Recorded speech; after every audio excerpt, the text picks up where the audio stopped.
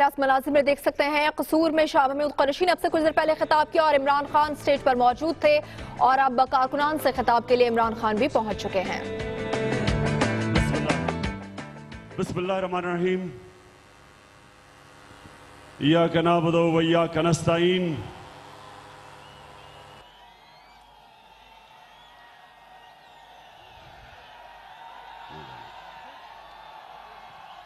मेरे कसूर जिला के लोगों, नौजवानों, मेरी बहनों, एक जोरा बीबी कसूर की एक मां थी। थोड़े दिन पहले उनके बच्चों ने उनको पहले एक लाहौर के अस्पताल में लेके गए, फिर लाहौर के दूसरे अस्पताल में लेके गए, कहा कि जगह नहीं। फिर तीसरा जिन्ना हॉस्पिटल, उसके बच्चों ने, जोरा बीबी के बच्चों ने अपनी मां को जिन्ना हॉस्पिटल लेके गए। तीसरा अस्पताल था।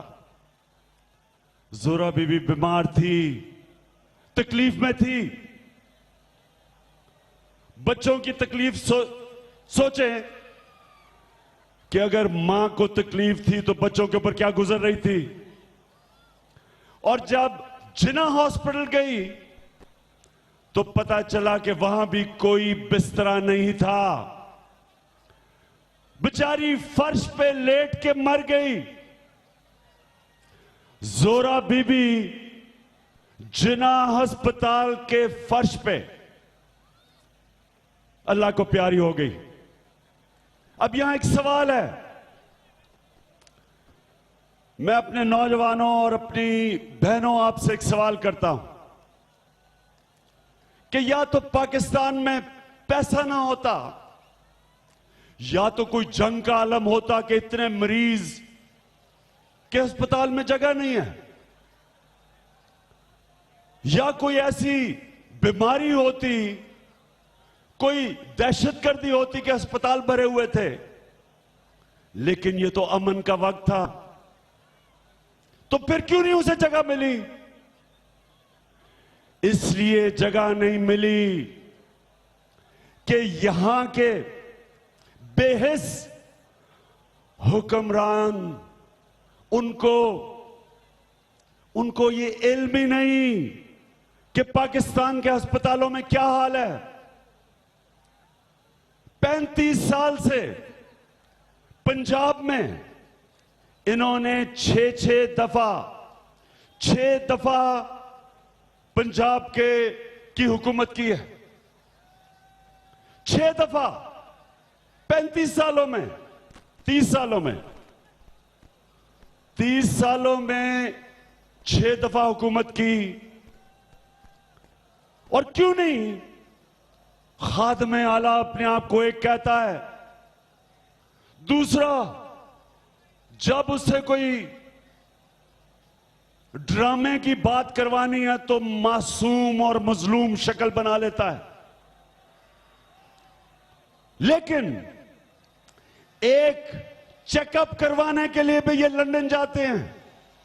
यहां के अस्पतालों के अंदर चेकअप भी गवारा नहीं है, ना इनको, ना इनके बच्चों को, ना बच्चों के बच्चों को।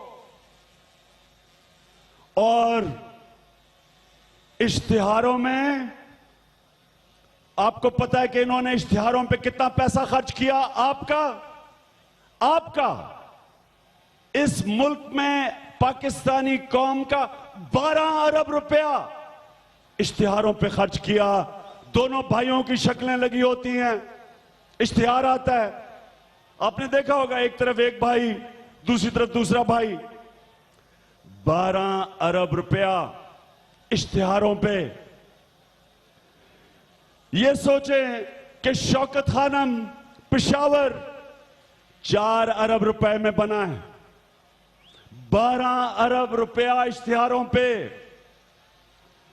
4 अरब रुपए में वो जो अस्पताल बना है वो जिना अस्पताल से बड़ा हॉस्पिटल और ज्यादा मॉडर्न हॉस्पिटल है। आप ये सोचें कि सारे बलूचिस्तान का जो तालीम का बजट है वो तकरीबन 15 अरब का है, तो 12 अरब रुपए जो हुक्मरान अपनी जात को प्रमोट करने में खर्च करते हैं, उनको क्या फिक्र कि पाकिस्तान के अवाम के क्या हालात हैं। ये पता नहीं कितनी जोरा बीबी इसी तरह बिस्तर ना मिलने पे अल्लाह को प्यारी हो जाती है, जिनके बच्चे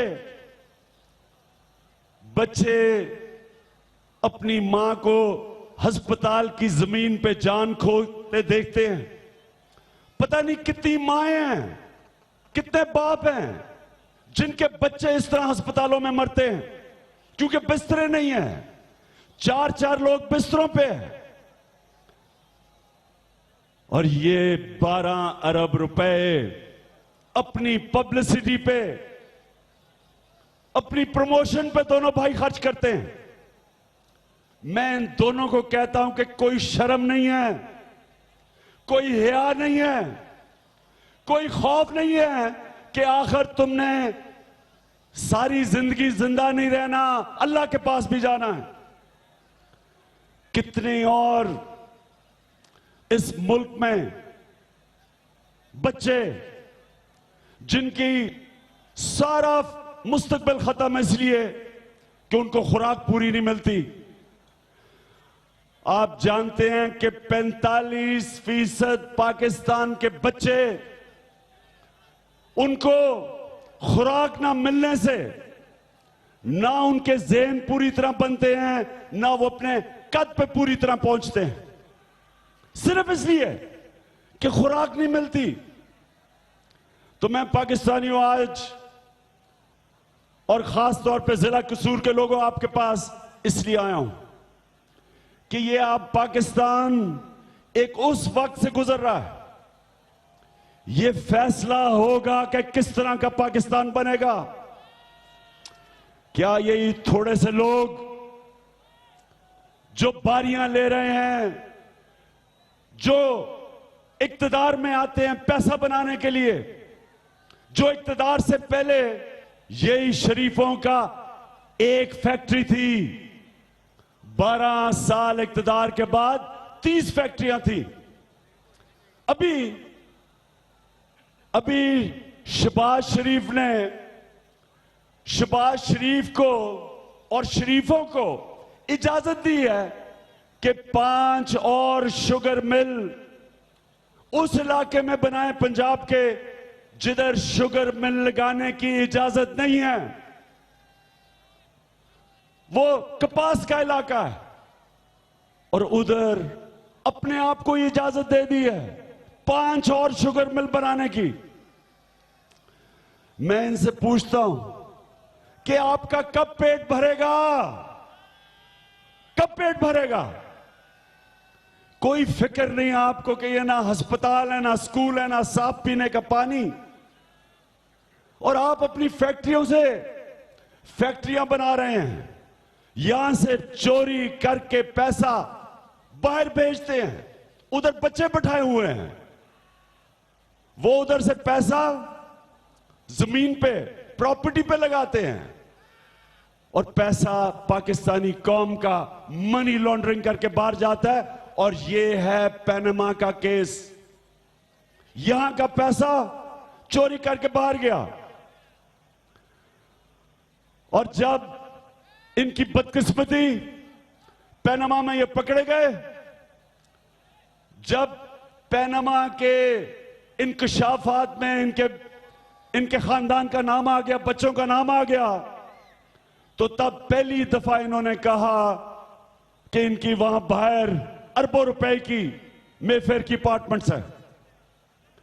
और जब इनसे पूछा, नवाज शरीफ से हमने पूछा कि जनाब मियां साहब जवाब दें, तो मियां साहब ने असेंबली में आके जो जवाब दिया, वो अब कहते हैं अदालत में आके कि उस तकरीर को ना उस तकरीर के ऊपर ना तवज्जो दो, मुझे इस्तिस्ना है, मुझे पार्लियामेंट की प्रिविलेज है, उस तकरीर के ऊपर तवज्जो ना दो। जो पहला वकील कहता वो सियासी बयान था, यानी कि झूठ बोला पार्लियामेंट में आके। मुल्क के प्राइम मिनिस्टर ने किसी मगरबी जमहूरियत में एक दफा प्राइम मिनिस्टर पार्लियामेंट को झूठ बोलता है, किसी मगरबी जमहूरियत, हकीकी जमहूरियत में वो 1 मिनट भी प्राइम मिनिस्टर नहीं रह सकता। झूठ बोलने के ऊपर सारी मगरबी जमहूरियत में प्राइम मिनिस्टर इस्तीफा देता है, और हमारा प्राइम मिनिस्टर कहता है मुझे इस्तिस्ना है, मैं कोई खास आदमी आया हूं कि आम आदमी झूठ बोले तो वो जेल में, और वो भी करप्शन पे, और मैं झूठ बोलूं तो मुझे इस्तिस्ना है। मेरे पाकिस्तानियों, ये जो हो रहा है सुप्रीम कोर्ट में, ये इंशाल्लाह जो भी फैसला होगा सुप्रीम कोर्ट का, पाकिस्तान बदल रहा है, हमारा मुल्क तब्दील हो रहा है। पहली दफा प्राइम मिनिस्टर की सुप्रीम कोर्ट में तलाशी ली जा रही है, कभी पहले नहीं हुआ। और मुझे खुशी ये है, मैं अल्लाह का शुक्र करता हूं कि ये मेरी कौम ने मेरे साथ सड़कों पे निकले, जद्दोजहद की, टीयर गैसिंग खाई, लोगों को जेलों में डाला गया, उसके बावजूद हमारे मुल्क के नौजवान, हमारी ख्वातीन इस खौफ से कि डंडे पड़ेंगे, इस खौफ से बिल्कुल घबराए नहीं, निकले बाहर, और आखिर में नवाज शरीफ को पाकिस्तान के सुप्रीम कोर्ट में हम लेके आए। और इंशाअल्लाह जो मैं देख रहा हूं आज कसूर के लोगों, नवाज शरीफ इसमें बचने नहीं लगा, ये बचने नहीं लगा। अगर कतरी का खत झूठ निकला, नवाज शरीफ की छुट्टी। अगर आईसी जो पैनामा का इंकशाफ हुआ कि मरियम शरीफ असल मालिका है लंदन के फ्लैट्स की, नवाज शरीफ की छुट्टी। और अगर जो बीबीसी ने कहा और जो हम भी कहते हैं कि 93 में फ्लैट लिए थे लंदन के, उन्होंने कहा कोई मालिक बदले नहीं तब से, यानी कि कोई कतरी के पास नहीं था, तो फिर भी नवाज शरीफ की छुट्टी। और जहां तक हम जानते हैं, 4 इनके वजीरों ने कहा कि 93 में ये मेफेयर के फ्लैट लिए गए। 4 वजीरों ने कहा, 4 वजीरों ने नहीं कहा, सिर्फ एफआईए ने अपनी रिपोर्ट में 98 में यह कहा, फिर बीबीसी ने 98 के अंदर डॉक्यूमेंट्री बनाई, उसमें कहा कि इनके फ्लैट थे 93-90 के दिहाई में। और अल तौफीक बैंक की जजमेंट है कि यही 4 फ्लैट इन्होंने गिरवी लिखवाए थे। इसलिए मुझे जो आगे नजर आ रहा है, मैं तो इस हफ्ते की इंतजार कर रहा हूं। ये जो आने वाला हफ्ता है, इसमें बड़े बड़े और इंकशाफ होंगे, हम इंतजार कर रहे हैं। और मैं ये क्यों कह रहा हूं, ये इसलिए नहीं कि हम चाहते हैं कि कोई हमारा सियासी मुखालिफ हार जाए, सुप्रीम कोर्ट में नॉकआउट हो जाए। हम इसलिए कह रहे हैं, नौजवानों गौर से सुन लो, जब तक हम करप्शन की कैंसर पे काबू नहीं, बैरून मुल्क जाते हैं, काम करते हैं, पैसा कमाते हैं, वापस पाकिस्तान भेजते हैं, उनके पैसे पे पाकिस्तान चल रहा है और छोटा सा तबका इस मुल्क से पैसा चोरी करके, मनी लॉन्ड्रिंग करके पैसा बाहर भेजता है। उन थोड़े लोगों की वजह से पाकिस्तान तबाह हो रहा है। कैसे होता है? जब यहां से पैसा रुपए को डॉलर में तब्दील करके हुंडी के जरिए बाहर भेजते हैं तो पाकिस्तान में डॉलरों की कमी होती है। उसके लिए हमें आईएमएफ से कर्जा लेना पड़ता है, डॉलर लेने पड़ते हैं और दीगर और भी इदारों से हमें पैसे लेने पड़ते हैं। जब हम कर्जा लेते हैं तो कर्जों की किस्तें कौन अदा करता है? कर्जों की किस्तें कौन अदा करता है? आप अदा करते हैं। कैसे अदा करते हैं? महंगाई के जरिए टैक्स लगते हैं। टेलीफोन मोबाइल कार्ड पे टैक्स 40 रुपया 100 रुपए में, डीजल पे टैक्स 50% टैक्स, पेट्रोल पे टैक्स 50% टैक्स, जीएसटी हर चीज पे 17% टैक्स। ये सारा टैक्स आप देते हैं कर्जों की किस्तें अदा करने पे। कर्जे किन की वजह से? कर्जे कौन खाते हैं? फायदा कौन उठाता है? उसकी कीमत पाकिस्तान की अवाम अदा करती है गुर्बत से। ये जो गुर्बत हमारे मुल्क में फैल रही है, हमारे जो किसान, खास तौर पे हमारे किसानों की जो तबाही आ रही है, इसकी बहुत बड़ी वजह करप्शन है। हिंदुस्तान के किसानों को हिंदुस्तान की गवर्नमेंट मदद करती है, सस्ती खादें देती है, सस्ती बिजली देती है, सस्ता पानी देती है, सस्ती कीड़े मारने की दवाइयां देती है। इसलिए हिंदुस्तान का किसान ज्यादा पैदावार निकालता है पाकिस्तानी किसान से। हमारे पास पैसा ही नहीं मुल्क चलाने के लिए, क्योंकि यहां से पैसा चोरी होकर बाहर जाता है करप्शन के जरिए। तो मेरे पाकिस्तानियों याद रखें कि जो मुल्क जिसने सबसे ज्यादा करप्शन कम की वो है चाइना। चाइना ने 30 सालों में 70 करोड़ लोगों को गुर्बत से निकाला है। 70 करोड़ लोगों को। पाकिस्तान की आबादी 20 करोड़ है। 70 करोड़ लोगों को 30 सालों में गुर्बत से निकाला है। क्या क्या चाइना ने? चाइना ने अपने किसानों की मदद की, अपने छोटे किसानों की मदद की। चाइना ने छोटी छोटी फैक्ट्रियां लगाई, लोगों को लिए रोजगार पैदा किया। चाइना ने अपने बच्चों को तालीम दी, उन्होंने अपने लोगों का बेहतर सेहत इलाज बेहतर किया, अस्पताल बनाए, खुराक दी।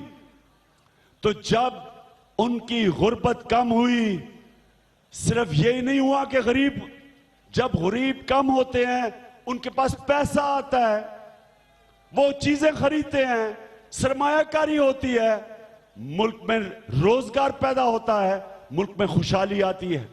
70 करोड़ लोगों को 35 साल में गुर्बत से निकाला। लेकिन एक दूसरा काम किया चाइना ने करप्शन के ऊपर काबू पाया। क्योंकि करप्शन में कोई मुल्क तरक्की नहीं कर सकता। तो जानते हैं चाइना ने 3 साल में क्या किया? 11 लाख सरकारी लोगों को करप्शन में पकड़ा। 11 लाख। 200 वजीरों को 3 साल में पकड़ा करप्शन में। 200 वजीरों का एहतसाब किया और 11 लाख बड़े बड़े सरकारी नौकरों का उन्होंने एहतसाब किया, सजाएं दी। इसलिए वो मुल्क आ गया है। हमारे मुल्क में छोटा चोर जेल में और बड़ा डाकू असेंबलियों में। धरती से फसली बटेरों को भगाएंगे,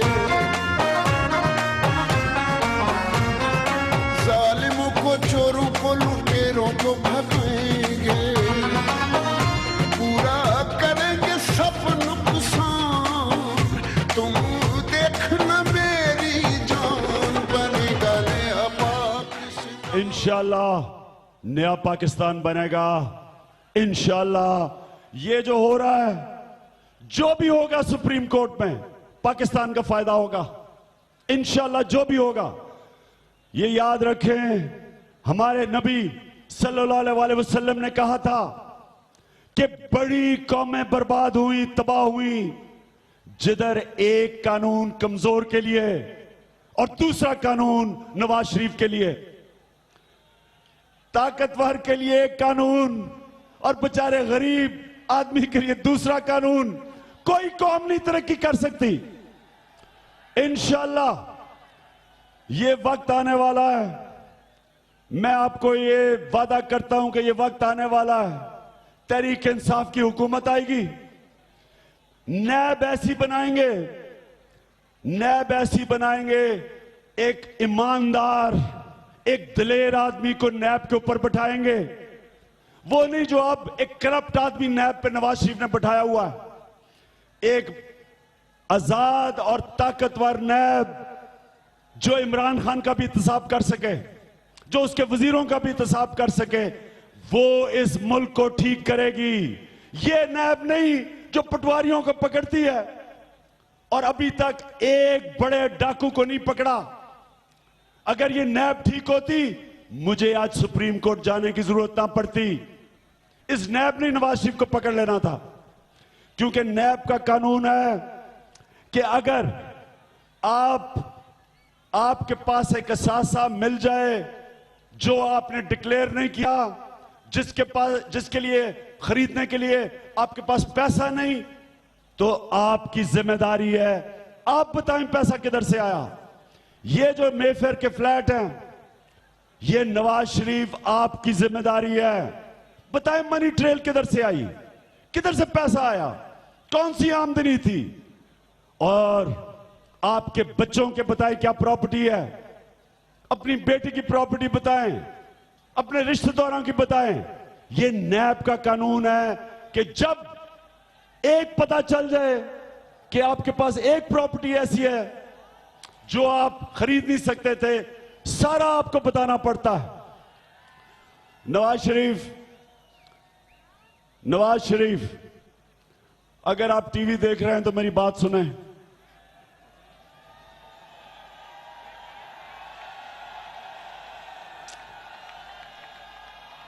मैं कहता हूं कि आप पाकिस्तान के करप्शन के बादशाह हो। मैं ये कह रहा हूं, मैं ये अपने किसी छोटे ओहदेदार को नहीं कह रहा, मैं कह रहा हूं नवाज शरीफ, आप भी मेरे से डायरेक्ट बात करें। ये घटिया सी मोटू गैंग से मुझे बुरी भली गालियां ना पड़वाएं, खुद बात करें। वो आपकी बेटी बैठ जाती है मरियम, वो सारी मोटू गैंग हर रोज शाम को उनसे पूछती है, दानियल अजीज तुमने इमरान खान को आज गालियां निकाली? वो कहते हैं, बीबी मरियम मैंने तो इतनी गालियां निकाली, मेरा बेटा ही मुझे कहता है कि बाप मुझे स्कूल में लोग बुरा भला कहते हैं। तो मरियम आगे से कहती है, दानियल तुम ऐसे ही इमरान खान को गालियां निकालो जैसे तुम नवाज शरीफ को कहते थे करप्ट है जब तुम मुशर्रफ के साथ थे। उसके बाद एक बड़ा अच्छा मैंने पढ़ा, एक होता था जेम्स बॉन्ड, हम पढ़ते थे my name is bond, James bond. अब एक नया आया है, my name is bond, price bond. Saad Rafique 18 train के एक्सीडेंट हो चुके हैं, लेकिन तुम जाके खिदमत कर रहे हो बादशाह सलामत की करप्शन बचाने के लिए। और यहां गोजरा में मैंने सुना 6 लोग और बेचारे हलाक हो गए हैं। कुछ शर्म करो, कुछ तुम्हारी जिम्मेदारी है, वजीर हो, लेकिन वहां खड़े हो के चीखे मार रहा होता है इमरान खान ये है वो है, क्योंकि मरियम ने बाद में कहना होता कि हाँ साद रफीक आज तुमने अच्छा शोर बचाया इमरान खान के खिलाफ। और ख्वाजा आसिफ एक और है सियालकोट का, वो भी बड़ी शोर पहुंचाता है। और ख्वाजा आसिफ आपने तो खुद कहा था कि नवाज शरीफ के ये फ्लैट है 90 की दिहाई में, जो बीबीसी कह रहा है, तब झूठ बोल रहे थे या अब झूठ बोल रहे हो? तो मेरे पाकिस्तानियों, मैं नवाज शरीफ को यह कहना चाहता हूं कि देखो, इन लोगों को ना आगे करो, खुद आओ, असेंबली में आओ, मैं भी आऊंगा, तुम भी असेंबली में आओ, वहां डिबेट होती है, मैं कहूंगा, तुम्हारे ऊपर बात करूंगा, तुम मेरे ऊपर करना, और फिर असल जमहूरियत आपको पता चलेगी। ये नहीं कि मेरे पीछे ये लोगों को छोड़ो। तो आखिर में अच्छा, डीजल की बात करें, आजकल मैं देख रहा हूं कि मौलाना फजल रहमान नजर नहीं आ रहे। फजल रहमान, मुझे लग रहा है कि उनको खदशा हो रहा है कि नवाज शरीफ के बुरे दिन आ रहे हैं, और असफंदियार की भी आवाज नहीं आ रही, अचकजई की भी आवाज नहीं आ रही। लग रहा है कि चूहे किश्ती से छलांग मार रहे हैं नीचे, उनको डर है कि किश्ती डूब रही है। इंशाल्लाह पाकिस्तान के अच्छे वक्त आ रहे हैं। हमने ये वो पाकिस्तान बनाना है जो इल्लामा इकबाल का नजरिया था और कायदे आजम की ख्वाब थी। हमें वो लीडर चाहिए कायदे आजम की तरह, जो अंग्रेजी में तकरीर करता था और लोगों को समझ नहीं आती थी, लेकिन लोग कहते थे जो भी कह रहा है सच बोल रहा है। हमें वो लीडर चाहिए। हमें वो लीडर नहीं चाहिए जो भी मैं देख रहा था बिल गेट्स के साथ पर्चियों से बात कर रहा है, उससे पहले ओबामा के सामने पर्चियां पढ़ा है। हमें वो लीडर चाहिए जो इस मुल्क में ईमानदार हो, जो हमारा आइन कहता है सादिक और अमीन। मगरिब में लीडर्स ईमानदार होते हैं, अगर ईमानदार झूठ बोलते हुए पकड़ा जाए फारग। करप्शन तो ऐसी चीज है कि जिस वक्त आती है, एक करप्शन का धब्बा लगता है, लीडर जो भी होता है, वजीर होता है, मेंबर पार्लियामेंट होता है, प्राइम मिनिस्टर होता है, फौरी तौर पर रिजाइन करना पड़ता है। क्यों जरूरी है ईमानदारी एक प्राइम मिनिस्टर की? कि वो कौम के टैक्स की रखवाली करता है, वो कौम के टैक्स की रखवाली करता है। मुझे ये बताएं, क्या आप अपना टैक्स नवाज शरीफ के पास अपना पैसा नवाज शरीफ के पास रखवाएंगे? हाथ खड़ा करके बताएं अगर नहीं, बताएं।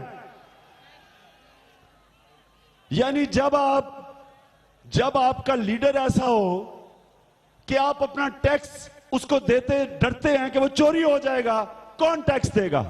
ये पाकिस्तानी दुनिया में 5 उन मुल्कों से सबसे ज्यादा खराज देते हैं और ये सबसे कम टैक्स देते हैं, इसलिए कि इनका टैक्स चोरी होता है, करप्शन होती है। तो इंशाल्लाह वो जो पाकिस्तान जो हमने बनाना था और नहीं बना, जो इंशाल्लाह नया पाकिस्तान होगा, जो पाकिस्तान अदल और इंसाफ पे होगा। इंसाफ का मतलब कि सबको हक मिलेगा, अदल का मतलब कि जिनको अल्लाह ने ज्यादा दिया है वो अपने हिस्से से उनको देंगे, जिनको अल्लाह ने कम दिया है या नहीं दिया। हमने वो फलाई रियासत बनानी है, वो कानून की बालादस्ती कायम करनी है, वो इंसाफ का निजाम लेके आना है जिसके लिए पाकिस्तान बना था। और इंशाअल्लाह पाकिस्तान में जब वो निजाम आएगा, ये एक अजीम कौम बनेगी, ये वो मुल्क बनेगा जो सारी दुनिया के अंदर मिसाल बनेगा कि सही माने में एक इस्लामी फलाई रियासत क्या होती है। बहुत शुक्रिया।